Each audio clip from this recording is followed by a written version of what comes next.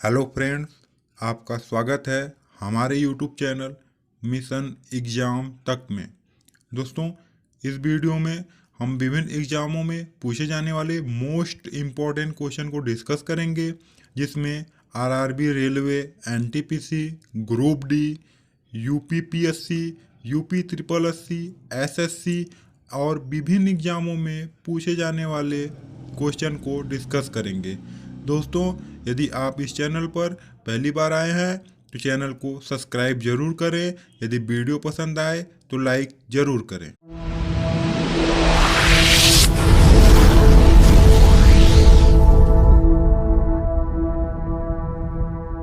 Video में हम बात कर रहे हैं प्राचीन भारत की, एंशिएंट हिस्ट्री।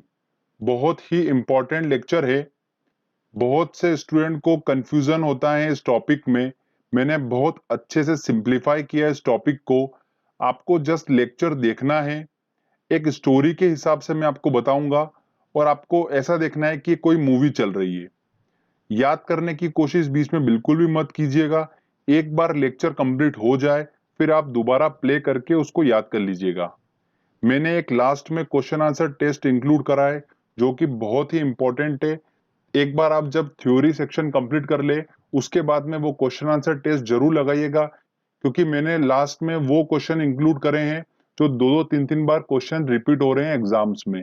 तो जरूर लगाइएगा क्वेश्चन आंसर सेट। इस लेक्चर में दोस्तों मैं आपको 5000 साल पहले से स्टार्ट करूंगा, ठीक है, सिंधु सभ्यता से, और आपको धीरे धीरे करके कहां तक लेकर आऊंगा, 712 ईस्वी, जहां पर मोहम्मद बिन कासिम ने भारत पर आक्रमण करा था। हम वहां तक आपको मैं स्टोरी के माध्यम से लेकर आऊंगा। दोस्तों 712 ईस्वी के बाद में मध्यकालीन भारत चालू हो जाता है और वहां से मैंने लेक्चर आपको कंप्लीट करवा रखा है। तो चलिए दोस्तों हम लेक्चर को स्टार्ट करते हैं। अच्छे से फोकस्ड हो जाइए। चलिए, तो फ्रेंड्स हम बात करते हैं आज से 5000 साल पहले की।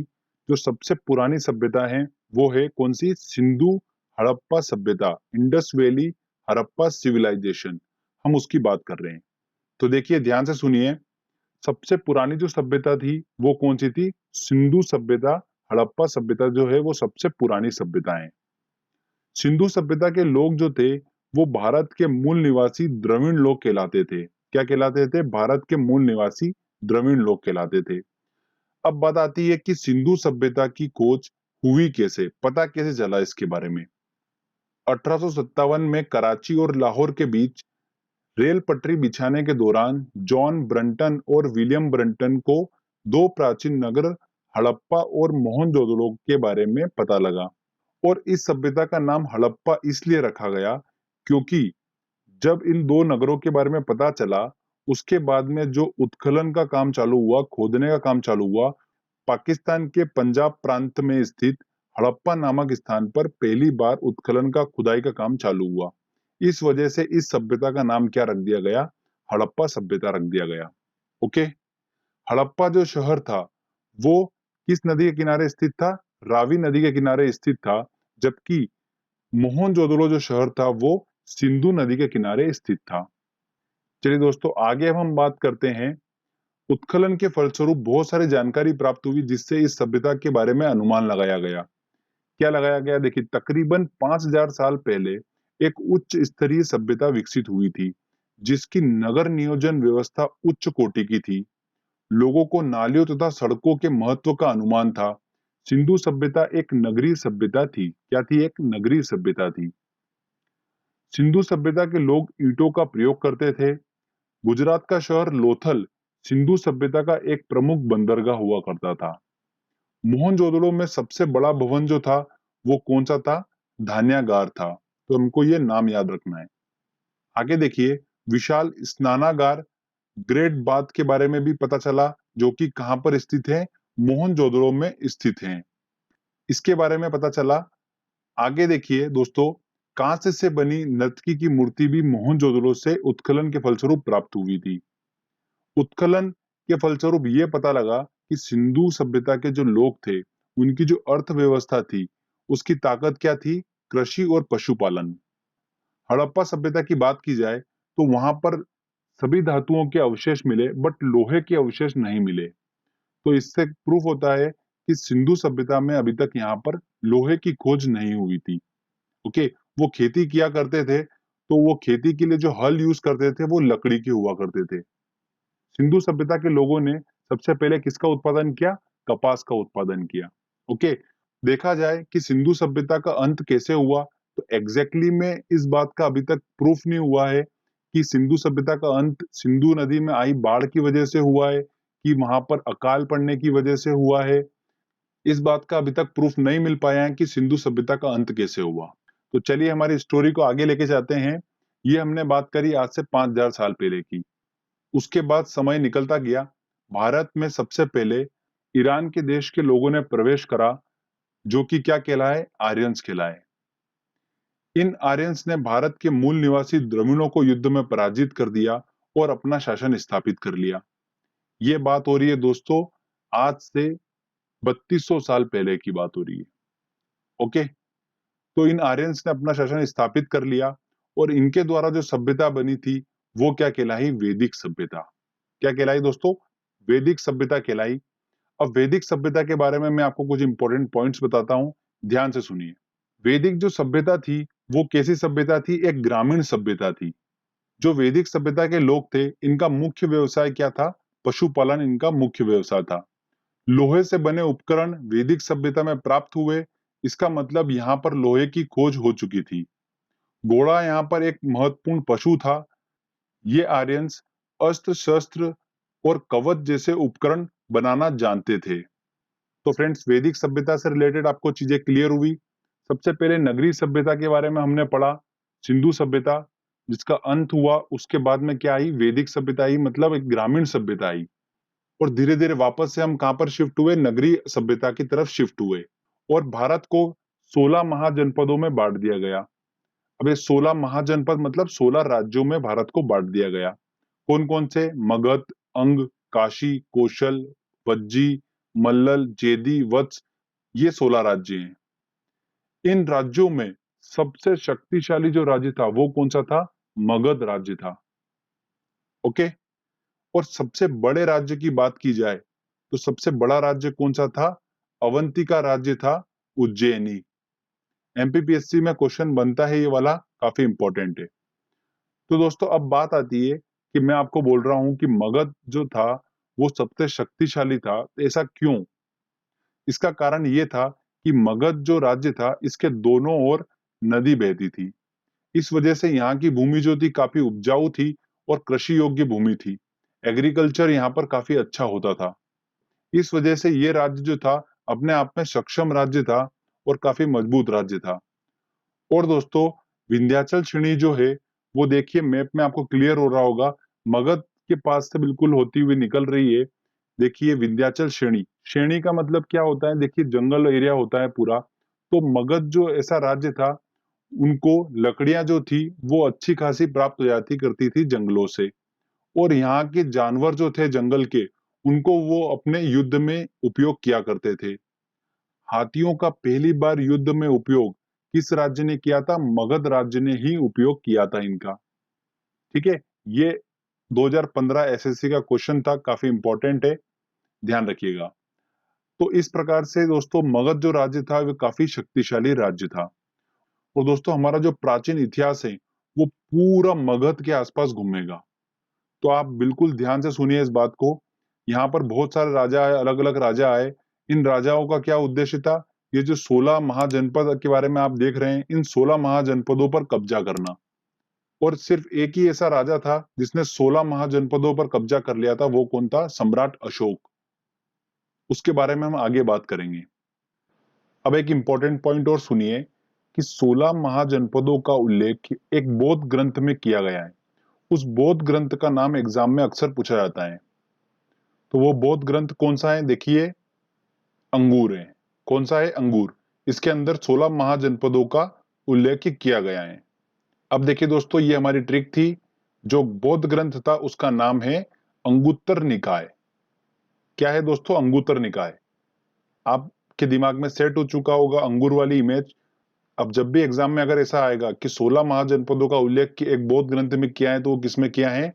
अंगूर में किया है। हमको ऐसे ध्यान रखना है, किसमें किया है? अंगूर में किया है। और अंगूर से हम आसानी से पहुंच जाएंगे अंगुत्तर निकाय तक और हमारा क्वेश्चन बन जाएगा। अब बात करते हैं दोस्तों हम मगध महाजनपद की, कि कौन कौन से राजवंश यहाँ पर आए, किन किन राजाओं ने राज करा, वो सारा हम डिस्कस करेंगे। ठीक है, और कौन कौन से वंश इंपॉर्टेंट है जिनसे क्वेश्चंस बनते हैं वो भी मैं आपको बताऊंगा। तो देखिए, मगध महाजनपद की प्रारंभिक जानकारी जो मिलती है वो कहां से मिलती है, महाभारत से मिलती है। और मगध की सबसे पहली प्राचीन राजधानी जो थी वो कौन थी, गिरिब्रज थी, राजगृह थी। क्या थी, गिरिब्रज राजगृह थी मगध की सबसे प्राचीन राजधानी। मगध पर सबसे पहले बिंबसार आए। बिंबसार ने हर्यक वंश की स्थापना करी। किसकी करी, हर्यक वंश की स्थापना करी। उसके बाद में शिशुनाग आया, उसने नाग वंश की स्थापना करी। उसके बाद महापद्मानंद आए, उसने नंद वंश की स्थापना करी। और इसी नंद वंश का अंतिम शासक जो था घनानंद, उसको चंद्रगुप्त मौर्य ने अपने गुरु चाणक्य की सहायता से युद्ध में पराजित कर दिया था और चंद्रगुप्त मौर्य ने मौर्य वंश की स्थापना कर दी थी। तो दोस्तों ये हमारा पहला फेज है। इसके बाद और भी वंश आए हैं, हम उनको थोड़ा बाद में डिस्कस करेंगे। सबसे पहले हम इन चारों को डिस्कस करेंगे।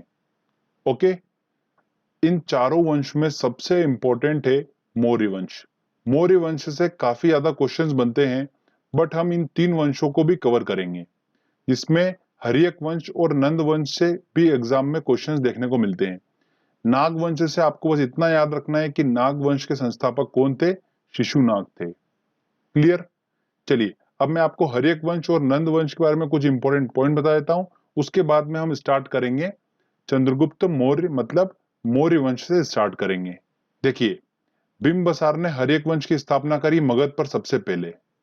तो बिंबसार जो था वो बौद्ध धर्म का अनुयायी था। किसका था, बौद्ध धर्म का अनुयायी था। इसकी मृत्यु उसके पुत्र अजात शत्रु ने कर दी थी। और इस अजात शत्रु की मृत्यु उदयन इसके पुत्र ने की थी। और इसी उदयन ने, ध्यान रखिएगा इंपॉर्टेंट क्वेश्चन है, गंगा और सोन नदी के संगम पर पाटलिपुत्र नगर की स्थापना करी थी। किसने, इस उदयन ने। बीपीएससी एग्जाम में, बिहार पीएससी के एग्जाम में क्वेश्चन पूछा जाता है, ये काफी इंपॉर्टेंट क्वेश्चन है। इसके बाद कौन सा वंश आया था, नागवंश आया था, जिसकी स्थापना शिशुनाग ने करी थी। उससे हमको बस संस्थापक का नाम ही याद करना है। उसके बाद कौन सा वंश आया था, नंद वंश आया था।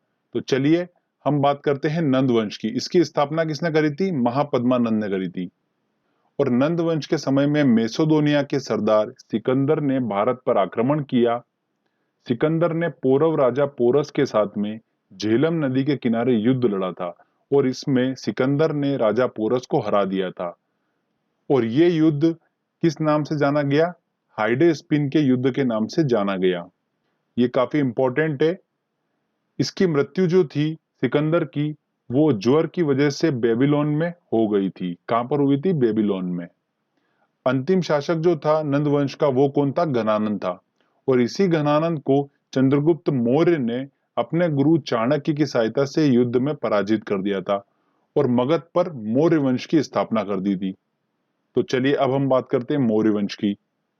तो देखिए, काफी इंपॉर्टेंट है मौर्य वंश, यहाँ से काफी क्वेश्चंस बनते हैं, तो ध्यान से सुनिए बिल्कुल एक एक बात। इस वंश का संस्थापक कौन था, चंद्रगुप्त मौर्य था। इसके गुरु का नाम क्या था, चाणक्य था। चाणक्य का वास्तविक नाम क्या था, विष्णुगुप्त और कौटिल्य था। इसने अर्थशास्त्र नामक पुस्तक लिखी है। किसने, चाणक्य ने। और इस पुस्तक में राजनीतिक संबंधी बातों का उल्लेख किया गया है। मौर्य वंश की प्रचलित मुद्रा जो रही थी वो क्या रही थी, पण रही थी। चंद्रगुप्त मौर्य के शासनकाल में सिकंदर के सेनापति सेल्यूकस निकेटर ने आक्रमण किया था और इस सेल्यूकस निकेटर के राजपूत का नाम क्या था, मेगस्थनीस था। ये काफी इंपॉर्टेंट क्वेश्चन है, पूछा जाता है कि मौर्य वंश के राजपूत का नाम क्या था, तो मेगस्थनीस था। ओके, और इस मेगस्थनीस ने इंडिका नामक पुस्तक लिखी थी। क्या लिखी थी, इंडिका नामक पुस्तक इसने लिखी थी। और इस चंद्रगुप्त मौर्य ने यूनानियों का अंत कर दिया था। आगे बात करते हैं हम, सेल्यूकस निकेटर की पुत्री कार्नेलिया के साथ में चंद्रगुप्त मौर्य ने विवाह किया था और इसने भारत के 8 महाजनपदों पर कब्जा किया था। किसने, चंद्रगुप्त मौर्य ने। चंद्रगुप्त मौर्य ने अपने जीवन के अंतिम समय में जैन धर्म को स्वीकार किया था। और इसकी मृत्यु कहां पर हो गई थी, श्रवण बेलगोला में उपवास के दौरान इसकी मृत्यु हो गई थी। इसके बाद में मौर्य वंश का अगला शासक कौन बना? बिंदुसार बना। तो चलिए बिंदुसार की बात करते हैं हम अब। पुराणों में बिंदुसार को अमित्रघात, वारिसार, भद्रसार के नाम से जानते हैं। किस नाम से? अमित्रघात, वारिसार, भद्रसार के नाम से जानते हैं। बिंदुसार जैन धर्म का अनुयायी था। बिंदुसार के शासनकाल में तक्षशिला में विद्रोह हुआ था और बिंदुसार ने अपने पुत्र अशोक को विद्रोह दबाने के लिए भेजा था। अशोक ने न केवल विद्रोह को शांत किया था बल्कि वहां की प्रजा का प्रेम और विश्वास भी जीत लिया था। बिंदुसार ने भारत के 10 महाजनपदों पर राज किया था। इसके बाद अशोक अगला शासक बना मौर्य वंश का। अशोक की बात करते हैं। देखिए, ये सबसे सक्सेसफुल शासक था जिसने ऑलमोस्ट सारे जनपदों को जीत लिया था अशोक ने। तो देखिए बात करते हैं अशोक की। पूरे मौर्य वंश में अशोक सबसे महाप्रतापी शासक था। इसके शासनकाल में शिलालेखों का प्रचलन बढ़ा था।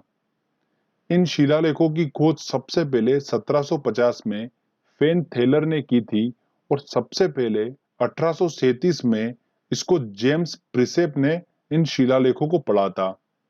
तो खोज किसने करी थी? फेन थेलर ने की थी। और सबसे पहले इन शिलालेखों को पढ़ा किसने था? जेम्स प्रिसेप ने पढ़ा था। ठीक है, ये काफी इंपॉर्टेंट क्वेश्चन है। प्रारंभ में तो अशोक जैन धर्म का अनुयायी था, लेकिन बाद में कलिंग युद्ध में भारी मारकाट के बाद इसने शस्त्रों को त्याग दिया था और इसने गौतम बुद्ध के शिष्य उपगुप्त से बौद्ध धर्म की दीक्षा ली थी। इस वंश का अंतिम शासक कौन हुआ? वृद्धत हुआ। एक नोट ध्यान रखिएगा, स्पेशली अशोक जो था वो देवानाम प्रिय के नाम से विख्यात था। देवानाम प्रिय। तो फ्रेंड्स, यहां पर हमारा ये मौर्य वंश खत्म होता है। इसके बाद में कौन सा वंश आया, चलिए मैं आपको बताता हूं। तो देखिए दोस्तों, हमने मौर्य वंश तक कंप्लीट कर लिया है। अब आगे बात करते हैं कि मौर्य वंश के बाद कौन सा वंश आया। तो देखिए, मौर्य वंश का अंतिम शासक कौन था? वृद्धत था। इसको युद्ध में पराजित कर दिया पुष्यमित्र ने और शुंग वंश की स्थापना कर दी। शुंग वंश के बाद में वासुदेव आए। वासुदेव ने कर्ण वंश की स्थापना करी और उसके बाद सिमुक आया।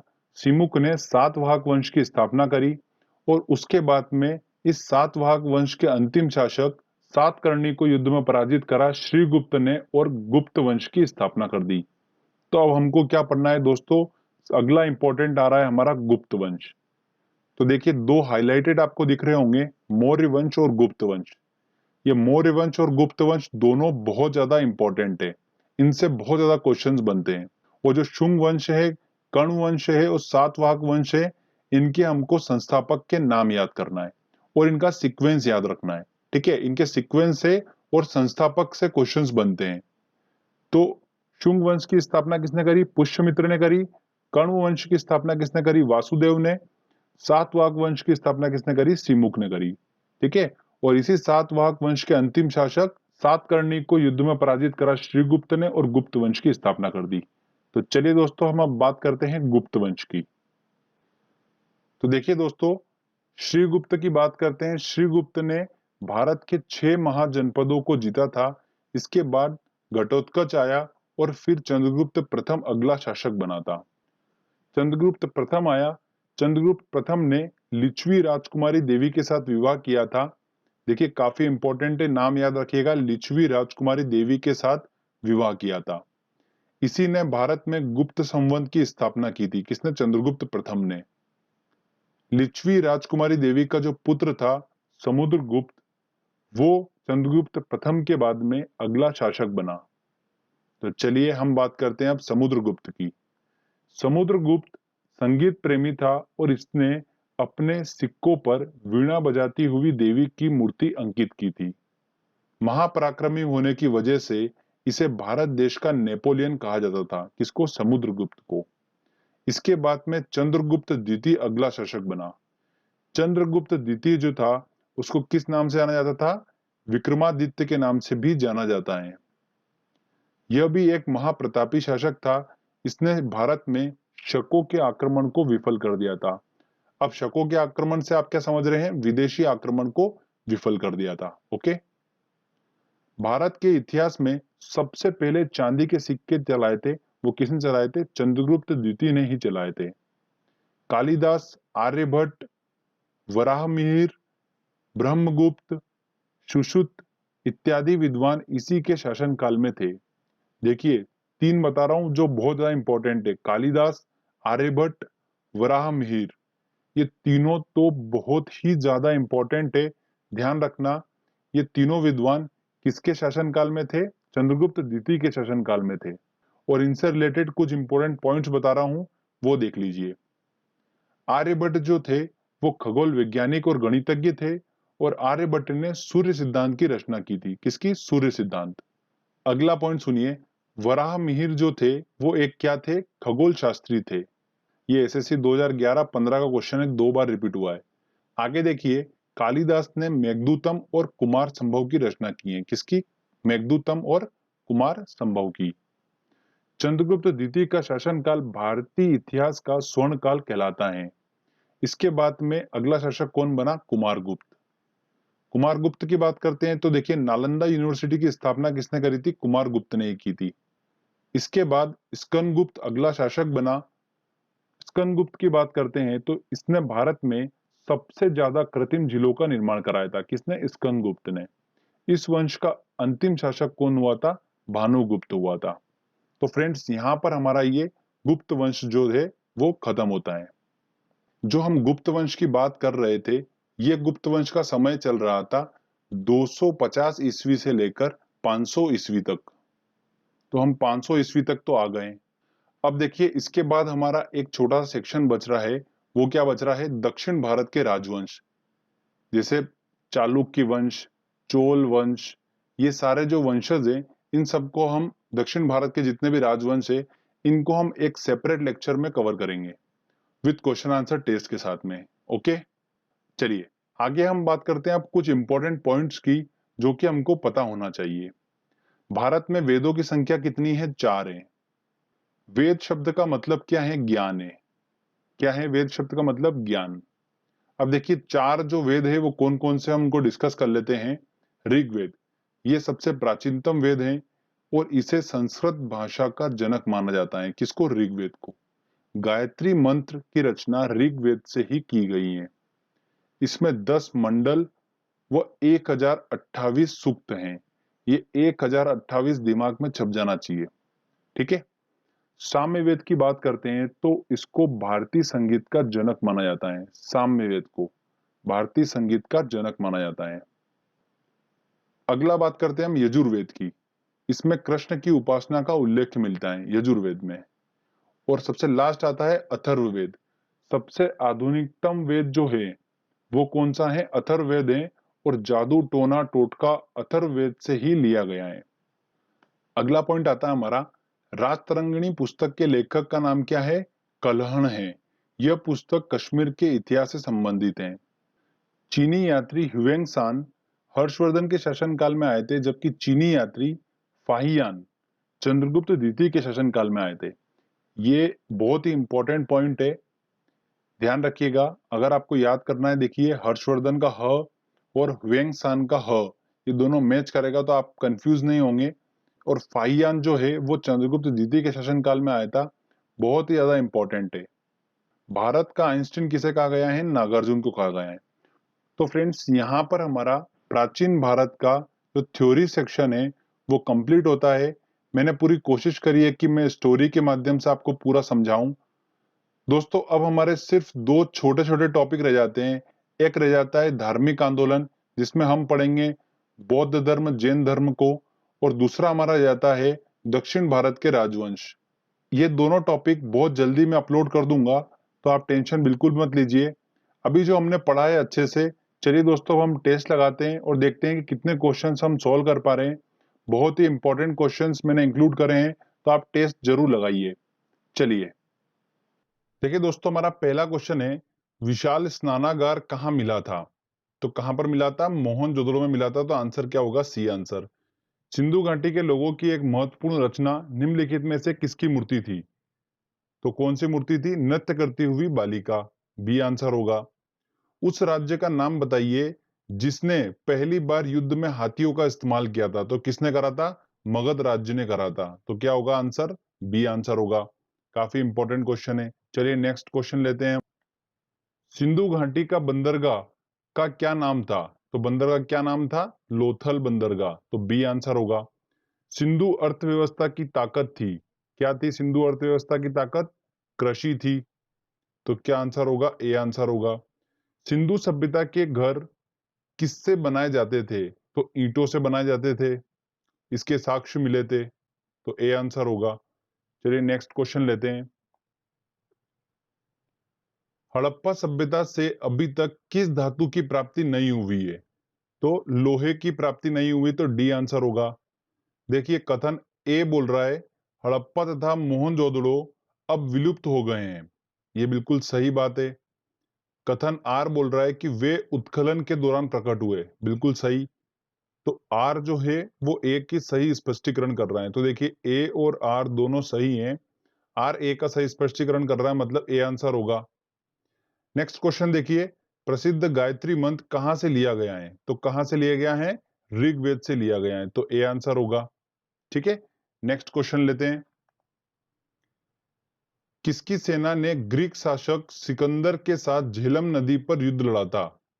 तो किसने लड़ा था? पोरस ने, राजा पोरस ने लड़ा था, तो क्या आंसर होगा? सी आंसर होगा। अगला क्वेश्चन देखिए, निम्नलिखित मगध के राजवंशों को क्रमानुसार अपने को जमाना है। देखिए नंद वंश, शिशुनाग वंश, मौर्य वंश और हर्यक वंश। सबसे पहले हर्यक वंश की स्थापना करी थी, उसके बाद शिशुनाग वंश, फिर नंद वंश और मौर्य वंश। तो 4 2 1 3, 4 2 1 3 मतलब बी आंसर होगा। ठीक है फ्रेंड्स, चलिए नेक्स्ट क्वेश्चन लेते हैं।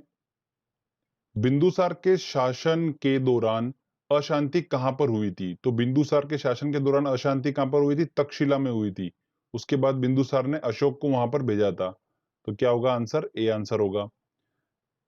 चंद्रगुप्त मौर्य ने अपने अंतिम दिन कहां गुजारे थे? तो चंद्रगुप्त मौर्य ने अपने अंतिम दिन कहां गुजारे थे? श्रवण बेलगोला में गुजारे थे, डी आंसर होगा। देवानाम प्रिय के नाम से कौन विख्यात हैं? तो कौन विख्यात है? देखिए दोस्तों अशोक विख्यात था, मैंने आपको बताया था, तो क्या आंसर होगा इसका? बी आंसर होगा। चलिए नेक्स्ट क्वेश्चन लेते हैं हम। इंडिका किसने लिखी है? इंडिका पुस्तक किसने लिखी है? देखिए मेगस्थनीज ने लिखी है, तो क्या आंसर होगा? ए आंसर होगा। मौर्य दरबार में ग्रीस के राजदूत का क्या नाम था? तो क्या नाम था राजदूत का? नाम मेगस्थनीज था। अशोक ने किस बौद्ध साधु से प्रभावित होकर बौद्ध धर्म को अपनाया था? तो उसने उपगुप्त से शिक्षा ली थी, मतलब इसका आंसर क्या होगा? बी आंसर होगा। चलिए नेक्स्ट क्वेश्चन लेते हैं। अर्थशास्त्र के लेखक किसके समकालीन थे? तो देखिए अर्थशास्त्र के लेखक जो था वो कौन था? चाणक्य था। और चाणक्य जो था वो किसके समकालीन थे? चंद्रगुप्त मौर्य के, तो क्या आंसर होगा इसका? बी आंसर होगा। अगला क्वेश्चन है, किस प्रसिद्ध शासक को शिलालेखों का जनक कहा जाता है? तो किसको कहा जाता है? अशोक को कहा जाता है। एक बात और ध्यान रखिएगा, इन शिलालेखों को किस लिपि में लिखा गया है? ब्राही लिपि में। ठीक है, ये भी हमको पॉइंट ध्यान रखना है। मौर्य वंश के तत्काल बाद किस वंश ने आकर राज किया था? तो मौर्य वंश के बाद कौन सा वंश आया था? देखिए दोस्तों शुंग वंश आया था, उसके बाद आया था कौन सा? कर्ण वंश आया था, उसके बाद सातवाहक वंश आया था। तो आंसर क्या होगा इसका? बी आंसर होगा। ठीक है, इस सीक्वेंस से भी क्वेश्चंस पूछते हैं, इसलिए आप सीक्वेंस भी ध्यान रखिएगा। नेक्स्ट क्वेश्चन लेते हैं। विक्रमादित्य के नाम से जाना जाता है, किसको जाना जाता है? चंद्रगुप्त द्वितीय को जाना जाता है। लिच्छवी दोहित्र किसे कहते हैं? देखिए लिच्छवी दोहित्र किसे कहते हैं? देखिए लिच्छवी नामक राजकुमारी से किसने विवाह किया था? चंद्रगुप्त प्रथम ने किया था। और लिच्छवी राजकुमारी का जो पुत्र था वो कौन था? समुद्रगुप्त था। इसलिए समुद्रगुप्त को ही लिच्छवी दोहित्र के नाम से जाना जाता है, तो सी आंसर होगा। भारत देश का नेपोलियन किसे कहा जाता है? समुद्रगुप्त को कहा जाता है, तो सी आंसर होगा। चलिए नेक्स्ट क्वेश्चन लेते हैं। प्रसिद्ध चीनी यात्री फाहियान किसके शासनकाल के दौरान भारत आया था? तो फाहियान किसके शासनकाल के दौरान आया था? चंद्रगुप्त द्वितीय के शासनकाल के दौरान, तो डी आंसर होगा। मेघदूत के रचयिता कौन है? देखिए, मेघदूत और कुमार संभव की रचना किसने करी थी? कालिदास ने करी थी, तो ए आंसर होगा। अगला क्वेश्चन देखिए, वराहमिहिर थे, वराहमिहिर कौन थे? एक खगोल शास्त्री थे, तो क्या आंसर होगा दोस्तों इसका? सी आंसर होगा। चलिए नेक्स्ट क्वेश्चन लेते हैं हम। ऋग्वैदिक आर्यों का मुख्य व्यवसाय क्या था? तो ऋग्वैदिक आर्यों का मुख्य व्यवसाय क्या था? पशुपालन था, तो बी आंसर होगा। निम्न में से कौन एक बौद्ध ग्रंथ 16 महाजनपदों का उल्लेख करता है? तो कौन करता है दोस्तों? अंगुत्तर निकाय करता है, तो इसका आंसर क्या होगा? ए आंसर होगा। मगध के किस राजा ने राज्य के लालच में अपने पिता की मृत्यु कर दी थी? तो किसने करी थी? अजात शत्रु ने करी थी। बिंबिसार की हत्या कर दी थी इसने, तो क्या आंसर होगा? बी आंसर होगा। चलिए नेक्स्ट क्वेश्चन लेते हैं। अशोक के शिलालेखों को पढ़ने वाला प्रथम अंग्रेज कौन था? तो पढ़ने वाला कौन था प्रथम अंग्रेज? देखिए, खोज किसने करी थी? फेन थेलर ने करी थी, और पढ़ने वाला पहला कौन था? जेम्स प्रिसेप था, तो आंसर क्या होगा? सी आंसर होगा। ठीक है, तो कंफ्यूज मत होइएगा, काफी इंपॉर्टेंट क्वेश्चन है ये, एग्जाम में पूछा जाता है। तो फ्रेंड्स, जो मैंने आपको ये क्वेश्चंस करवाए हैं, ये काफी इंपॉर्टेंट क्वेश्चन है सारे, बार बार एग्जाम में रिपीट हो जाते हैं क्वेश्चन ये। तो आई होप आपने सारे क्वेश्चन सॉल्व कर लिए होंगे। तो फ्रेंड्स, हमने टॉपिक को पहले अच्छे से समझा, उसके बाद में हमने एक very important question answer test भी लगाया। तो फ्रेंड्स, इस टॉपिक से हमारा एग्जाम में नंबर बिल्कुल पक्का है, आप बिल्कुल टेंशन मत लीजिए। जो जो हमने टॉपिक अच्छे से पढ़े हैं, उनसे अगर क्वेश्चंस आएगा तो आप आसानी से क्वेश्चन को सॉल्व कर लेंगे। तो फ्रेंड्स, अगर आपको वीडियो अच्छा लगा है तो जल्दी से इस वीडियो को लाइक करिए,